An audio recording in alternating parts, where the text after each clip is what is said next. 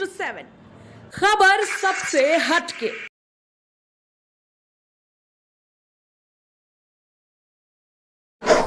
नमस्कार, मैं हूं जूही श्रीवास्तव और आप देख रहे हैं अनटक 24/7। फोर्टिस हॉस्पिटल के HOD neuro surgeon spine surgeon doctor Rahul Gupta हमारे साथ मौजूद हैं और इनसे बातचीत करते हैं और लोगों को ये बताने का हम आज प्रयास करेंगे कि आखिर स्पाइन प्रॉब्लम कैसे होती है और इसका रोकथाम कैसे किया जाए। नमस्कार डॉक्टर, सबसे पहला सवाल मेरा ये है कि आखिर स्पाइन प्रॉब्लम जब होती है तो किन किन शरीर के हिस्सों को वो इफेक्ट करती है? जब हम स्पाइन की बात करते हैं, हमारी रीढ़ की हड्डी की बात करते हैं, तो हमारा सर जो है हमारी गर्दन वाली रीढ़ की हड्डी के हिस्से में रेस्ट करता है और वहीं से वेट ट्रांसमिट होता है नीचे तक, और नीचे जो टांगे हैं या पेल्विस एरिया है वहां तक रीढ़ की हड्डी जाती है। तो पूरे जो शरीर का जो वेट है पैरों तक वो रीढ़ की हड्डी के थ्रू ही ट्रांसफर होता है। इसी रीढ़ की हड्डी में हमारा चेस्ट होता है, जिसमें हमारा हार्ट होता है, पेट का हिस्सा होता है, साथ में दोनों हमारे अपर लिम्स होते हैं। सर, मैं ये कहूंगी कि आप लोगों को बताने से अच्छा है जो आपने एक ये सामने स्केलेटन रख रखा है, इसके थ्रू आप समझाइए तो लोग शायद ज्यादा अच्छे से समझ पाएंगे कि ये प्रॉब्लम कैसे होती है। तो ये हमारा सबसे ऊपर जो है स्कल का हिस्सा है। स्कल के बाद ये गर्दन का हिस्सा है। पहले 7 वर्टिब्रे जो होते हैं वो गर्दन के होते हैं। उसके बाद 12 वर्टिब्रे जो होते हैं ये हमारे धड़ के होते हैं, जिसमें कि हमारा थोरेसिक केज यानी रिब्स है, जिसके अंदर हार्ट और फेफड़े हैं। उसके नीचे वाला जो हिस्सा है वो लंबर स्पाइन का यानी लो बैक का है, जो हम कमर कहते हैं। इसमें जो वहां से वेट ट्रांसमिट होकर नीचे हमारे सैक्रम में जाता है, जो कि रीढ़ की हड्डी का एक हिस्सा है, और वो हमारा वेट ट्रांसमिट करता है हमारी पेल्विस से, जो कि हमारा पेल्विक एरिया है, और पेल्विस से हमारी टांगे शुरू होती है। यहाँ पर ये हमारी फीमर बोन है। तो इसमें स्पाइन में हमारा जो ऊपर वाला गर्दन का 7 वर्टिब्रे वाला हिस्सा है वो मोबाइल स्ट्रक्चर है, जिसमें हम गर्दन को ऊपर नीचे साइड में मोड़ते हैं। इसके अलावा सबसे नीचे वाला जो 5 वर्टिब्रे है लंबर वाली, वो भी हमारा मोबाइल पोर्शन है, जिससे कि हम आगे पीछे झुक सकते हैं। जो हमारा सेंट्रल धड़ वाला पोर्शन है उसमें काफी कम मोबिलिटी होती है, तो वो पे हमारा फिक्स टाइप का स्पाइन माना जाता है। और सबसे नीचे वाला सैक्रम है जिसपे कि हम बैठते हैं, वो हमारा फिक्स स्ट्रक्चर है। तो ये हमारी पूरी स्पाइन का ढांचा है। सर, जिस तरह से अभी आपने स्ट्रक्चर के थ्रू हमें समझाया है, कहां तक ये सत्यता है कि क्या जो बच्चे या जो बड़े काफी मुड़कर सोते हैं, सीधे नहीं सोते हैं या बहुत ऊंचा तकिया लगा के सोते हैं, तो क्या इन सब से भी स्पाइन की प्रॉब्लम को फेस करना पड़ता है? अगर आप इस स्ट्रक्चर को ध्यान से देखें तो हमारे ऊपर जो गर्दन है वो इस तरीके की है, यानी कि लॉर्डोटिक है। उसके बाद नीचे वाला जो है उसमें थोड़ा सा काइफोसिस है। ये हमारे थोरेसिक एरिया को बड़ा बनाने के लिए, ताकि लंग्स और हार्ट जो है उसमें अकोमोडेट हो पाए। उसके नीचे फिर दोबारा लॉर्डेसिस है। तो ये एक एस शेप कर्व है, जो कि एक नॉर्मल है और विच इज फिजियोलॉजिकल। अगर इस तरह का हमारा कर्वेचर मेंटेन रहेगा तो हमारे को प्रॉब्लम नहीं होगी, हमारे को पेन नहीं होगा, कोई डेफिसिट नहीं होगा। पर अगर हम ज्यादा तकिया लगाएंगे या मोबाइल पे ऐसे ऐसे काम करेंगे या वर्क प्लेस पे भी ऐसे ऐसे काम करेंगे, तो हमारी गर्दन का जो स्ट्रक्चर है वो रिवर्स में चला जाएगा, जिससे कि प्रॉब्लम्स होंगी। क्रॉनिक नेक पेन होगा, हो सकता है डिस्क बल्ज हो जाए, हो सकता है हड्डियों का हमारा डायरेक्शन चेंज हो जाए, जिससे कि हमें क्रॉनिक नेक पेन से सफर करना पड़े। ऐसे ही अगर हम लंबर स्पाइन में बैठेंगे ठीक से नहीं, हम स्ट्रेट इरेक्ट होकर नहीं बैठेंगे, लंबर लॉर्डोसिस को रिवर्स कर देंगे, काइफोटिक बना देंगे, ऐसे झुक के बैठेंगे, या हम हमारे जो बैठने का या काम कोई भी काम करने का या स्लीपिंग पोस्चर हमारा ठीक नहीं होगा, तो उससे वहां पर भी स्पाइन का जो नेचुरल स्ट्रक्चर है वो खराब हो जाएगा। उसको खराब होने से फिर क्रॉनिक बैक पेन हो जाएगा। सर, अगर किसी को स्पाइन की प्रॉब्लम स्टार्ट होती है तो क्या स्पाइन की प्रॉब्लम दवाओं से ही सही हो सकती है, या वो कौन सी स्टेज है कि जब ऑपरेशन की नौबत आती है? जब मेरे पास स्पाइन का पेशेंट आता है, मैं उसको इवैल्यूएट करता हूं, तो सबसे पहले मैं प्रिस्क्राइब करता हूं 3 पी। पहले पी का मतलब है प्रिवेंशन, प्रिकॉशंस, यानी कि आपको अपने स्ट्रक्चर का, बॉडी का ख्याल रखना है। दूसरा है पिल्स यानी कि दवाइयां। कुछ दवाइयां लिखी जाती है, जैसे पेन किलर है, मसल रिलैक्सेंट है, विटामिन है, या फिर नर्व को रिलैक्स करने की दवाइयां हैं। तीसरा रोल आता है बहुत इंपॉर्टेंट, फिजियोथेरेपी। फिजियोथेरेपी का ये मतलब नहीं होता कि आपको फिजियोथेरेपिस्ट के पास जाके उसी के साथ एक्सरसाइज करनी है।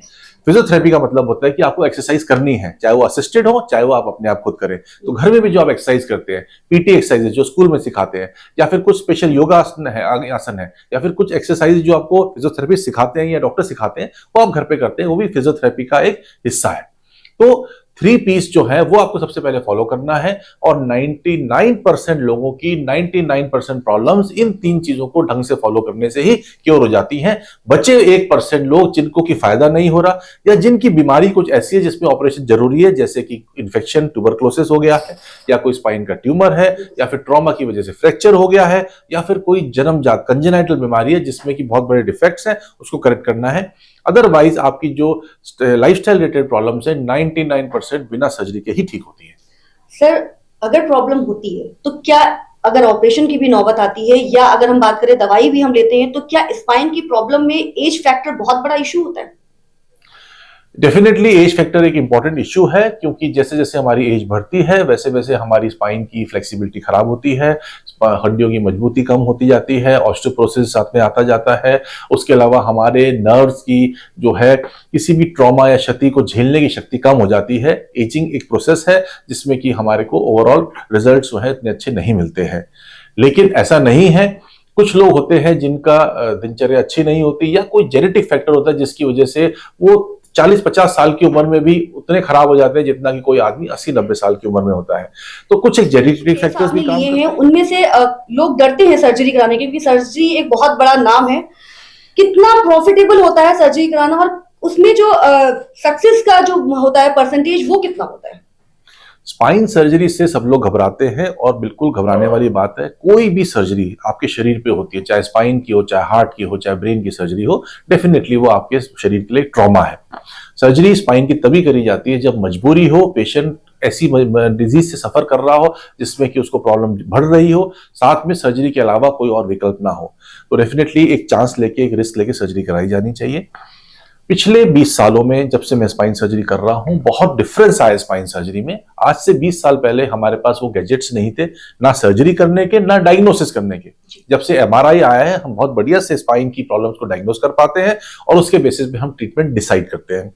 ट्रीटमेंट के लिए हमारी टेक्नोलॉजी, हमारी टेक्निक जो है वो बहुत अच्छी हो गई है पिछले कुछ 10-15 सालों में। उसके अलावा हमारे पास इंस्ट्रूमेंटेशन और जो इक्विपमेंट है वो भी बहुत ज्यादा उसमें फायदा हुआ है। ऑपरेटिंग माइक्रोस्कोप जिसको हम यूज करते हैं, उससे हमारी सर्जरी के जो रिजल्ट्स हैं वो 10 गुना बेटर हुए हैं पहले से। इसके अलावा post operative ICU care, rehabilitation, इससे भी हमारे रिजल्ट्स इंप्रूव हैं। बहुत डिफिकल्ट कॉम्प्लेक्स स्पाइन पैथोलॉजीज के लिए भी हम सर्जरी करते हैं और हम 90% से ज्यादा केसेस में अच्छे रिजल्ट्स एक्सपेक्ट करते हैं और मिलते हैं हमारे को। डेफिनेटली जहां पर ट्यूमर का केस है, जहां पर केस बहुत बिगड़ा हुआ है या किसी को बहुत खराब इन्फेक्शन हो गया है, उसमें हमारे को उतनी सक्सेस नहीं मिल पाती। एक और केस है जिसमें कि स्पाइनल कॉर्ड में इंजरी हो गई है, कट गई है, दबाव हो गया है, पैर नहीं चल रहे हैं, उसमें अभी तक शोध चल रहा है, अभी भी उसमें हमारे को कुछ बहुत ज्यादा सक्सेस नहीं मिली है। तो ये कुछ केसेस हैं जिसमें कि हमें सक्सेस नहीं मिलती। अदरवाइज ओवरऑल मैं कहूंगा अगर कोई पेशेंट ओपीडी में चलता हुआ आता है, उसको प्रॉब्लम्स हैं लेकिन वो चल रहा है, उसके अभी कोई न्यूरोलॉजिकल डेफिसिट नहीं है, तो 95% से ज्यादा चांस ये है कि सर्जरी के बाद वो उससे या उससे बेहतर स्टेज में होगा। 5% रिस्क डेफिनेटली है कि वो उससे खराब हालत में भी हो सकता है।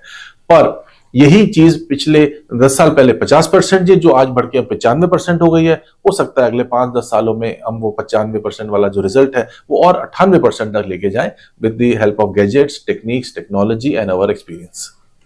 सर, लोगों से क्या कहना चाहेंगे? स्पाइन की प्रॉब्लम से वो कैसे बच सकते हैं आज की भागदौड़ की दुनिया में, और अगर नौबत आती है इलाज कराने की तो उन्हें किससे कंसल्ट करना चाहिए, किससे इस चीज की जानकारी करनी चाहिए जिससे कि वो इस समस्या का समाधान निकाल सके? शहरों में स्पाइन की प्रॉब्लम थोड़ी ज्यादा है क्योंकि लोगों का लाइफस्टाइल उस हिसाब से हो गया है। जैसा आपने बोला भागदौड़, लोग भागदौड़ में लगे हुए हैं, एक्सरसाइज नहीं करते हैं, नींद पूरी होती नहीं है, डाइट में उनका फास्ट फूड और प्रिजर्व्ड फूड ज्यादा होता है जिसमें नेचुरल चीजें कम होती हैं। अगर हम अपने स्पाइन का भी उसी तरह ध्यान रखेंगे जैसे कि हम अपने प्रोफेशन का रख रहे हैं, अपने बच्चों का रख रहे हैं, तो हमारे को सारी प्रॉब्लम्स नहीं होंगी और होनी भी होंगी तो वो डिले हो जाएंगी। सबसे इंपॉर्टेंट है हमारी डाइट हमारे को वेल बैलेंस्ड डाइट लेनी है, इसमें प्रोटीन और की मात्रा ज्यादा हो, कार्बोहाइड्रेट की मात्रा कम हो। सेकेंडली हमारे को रात को 6 से 7 घंटे की अच्छी स्लीप लेनी है कंफर्टेबल बिस्तर पे। उसके अलावा हमारे को रेगुलर एक्सरसाइज करनी है, दिन में कम से कम हफ्ते में 5 दिन 1 घंटा अपने स्पाइन या अपनी बॉडी को जरूर देना है, जिसमें हम योगा कर सकते हैं, पीटी एक्सरसाइज कर सकते हैं, वॉक कर सकते हैं, रनिंग कर सकते हैं। और उसके अलावा हमारे को कोई भी नशा करने वाली आदत है, स्मोकिंग की, अल्कोहल की, उसको हमें बंद करना है। स्मोकिंग खासकर हड्डियों के लिए बड़ी नुकसानदायक होती है। इन सबको करने के बावजूद अगर हमें हमारा पोस्चर भी हमें ठीक रखना है, डांस बड़ा अच्छा तरीका है जिसमें कि हम अपने स्पाइन को दुरुस्त रख सकते हैं। अगर फिर भी हमारे को प्रॉब्लम होती है तो हमें अपने फैमिली फिजिशियन के पास जाना चाहिए। अगर माइनर प्रॉब्लम्स है तो उनकी दवाई से, उनके इन्वेस्टिगेशन से हम ठीक हो सकते हैं। पर अगर हमें लग रहा है कि उनकी बात से हमें फायदा नहीं हो रहा तो एक स्पाइन विशेषज्ञ जो कि एक न्यूरोसर्जन होता है या फिर जो स्पेशलिस्ट है स्पाइन सर्जन, ऑर्थोपेडिक सर्जन, उनके पास जाके हम उनसे विचार विमर्श करके इन्वेस्टिगेट करा के अपने स्पाइन के लिए आगे क्या करना है वो डिसाइड कर सकते हैं। Thank you doctor.